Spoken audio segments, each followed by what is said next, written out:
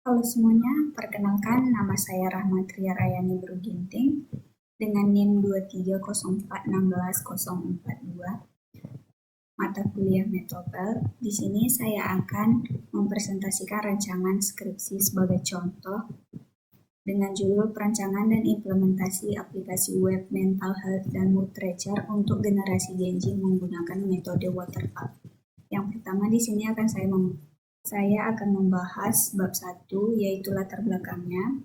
Di sini yang melatar belakangi adanya judulnya yaitu kesehatan mental menjadi isu yang semakin penting terutama di kalangan generasi Gen Z yang lahir sekitar tahun 1907 sampai 2012. Generasi ini tumbuh di era digital dengan tingkat penggunaan internet dan media sosial yang sangat tinggi. Meskipun teknologi memberikan banyak kemudahan, tekanan akademik, tuntutan sosial, perbandingan di media sosial, serta ketidakpastian masa depan sering memicu stres, kecemasan, dan perubahan suasana hati yang tidak stabil.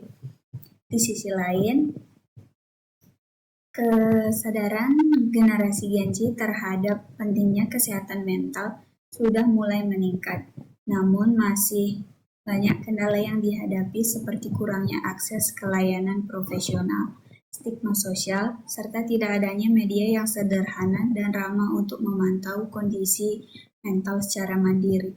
Oleh karena itu, diperlukan sebuah aplikasi berbasis web yang mampu membantu generasi Gen Z dalam memantau suasana hati, kondisi mental harian, serta memberikan edukasi dan refleksi diri secara berkala.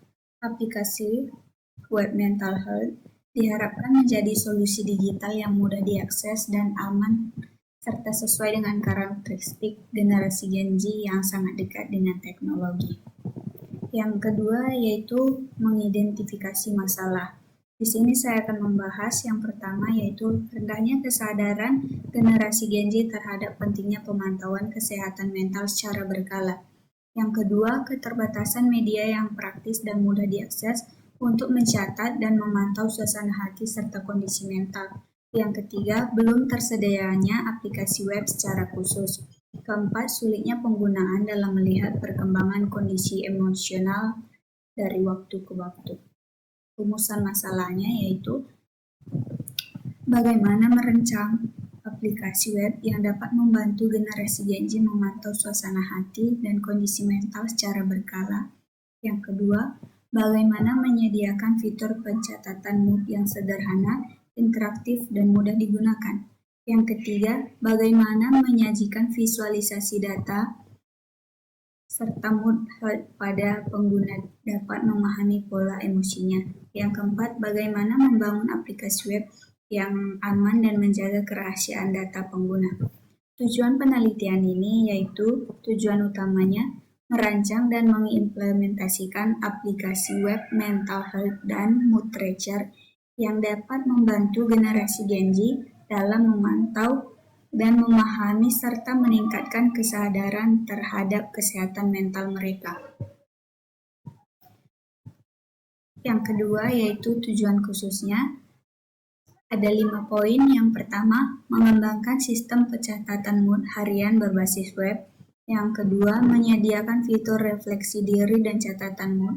Yang ketiga, menampilkan grafik dan laporan perkembangan mood pengguna. Yang keempat, menyediakan konten edukasi sederhana terkait kesehatan mental.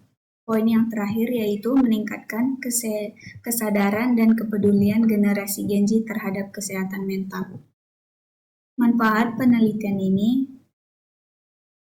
ada terbagi menjadi 2, yaitu manfaat bagi pengguna yang terdiri dari 3 poin. Yang pertama, membantu mengenali pola emosi dan suasana hati. Yang kedua, meningkatkan kesadaran terhadap kondisi mental. Yang ketiga, menjadi media refleksi diri yang aman dan pribadi. Manfaat bagi akademik yaitu menjadi sarana penerapan ilmu sistem informasi. Yang kedua, sebagai contoh implementasi aplikasi web di bidang kesehatan mental. Dan yang ketiga, menambahkan referensi proyek teknologi berbasis sosial. Selanjutnya kita masuk ke bab 2 yaitu teori topik penelitian. Yang pertama, kesehatan mental. Kesehatan mental merupakan kondisi kesejahteraan individu ketika kamu menyadari potensi dirinya, seolah stres, kehidupan sehari-hari, bekerja secara produktif, serta berkontribusi terhadap lingkungan sosial. Kesehatan mental tidak hanya berkaitan dengan gangguan psikologis, tetapi juga mencakup keseimbangan emosi, pola pikir, dan perilaku seseorang dalam kehidupan sehari-hari. Pada generasi Gen Z, kesehatan mental menjadi isu yang sangat penting karena tingginya tekanan akademik, pengaruh media sosial, serta tuntutan sosial yang kompleks. Oleh karena itu, diperlukan media yang dapat membantu individu memantau dan memahami kondisi mental secara mandiri. Yang kedua yaitu mood dan suasana hati. Mood atau suasana hati adalah kondisi emosional yang dirasakan seseorang dalam periode tertentu. Mood dapat berubah-ubah tergantung pada situasi, lingkungan, dan pengalaman.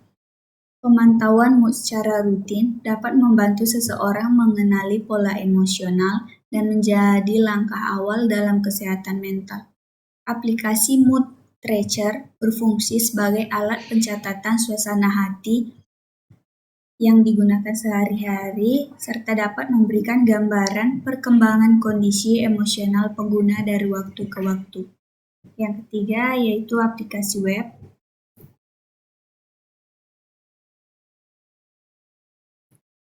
Aplikasi web adalah perangkat lunak yang dijalankan sebagai browser dan dapat diakses melalui jaringan internet.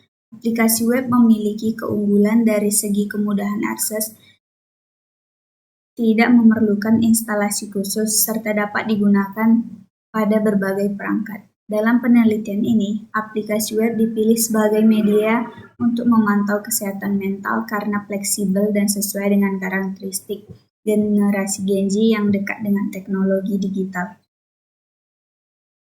Di sini kita masuk kepada teori sistem informasinya. Di sini saya akan menjelaskan pengertian dari sistem informasi. Sistem informasi adalah kombinasi dari manusia, perangkat keras, perangkat lunak, data, dan prosedur yang saling berinteraksi untuk mengumpulkan, mengolah, menyimpan, menyajikan data, informasi guna mendukung pengambilan keputusan.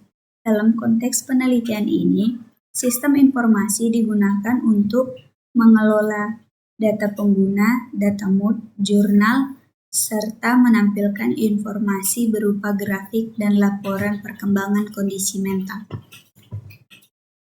Di sini ada beberapa komponen sistem informasi, yaitu yang pertama, komponen utama pada sistem informasinya meliputi perangkat keras seperti server dan komputer pengguna. Yang kedua, perangkat lunak software, yaitu aplikasi web, mental health, dan mood tracker. Yang ketiga, data pengguna, mood, jurnal, dan laporan. Prosedurnya yaitu alur penggunaan sistem, penggunanya adalah admin dan pengguna aplikasi. Selanjutnya kita masuk ke teori perangkat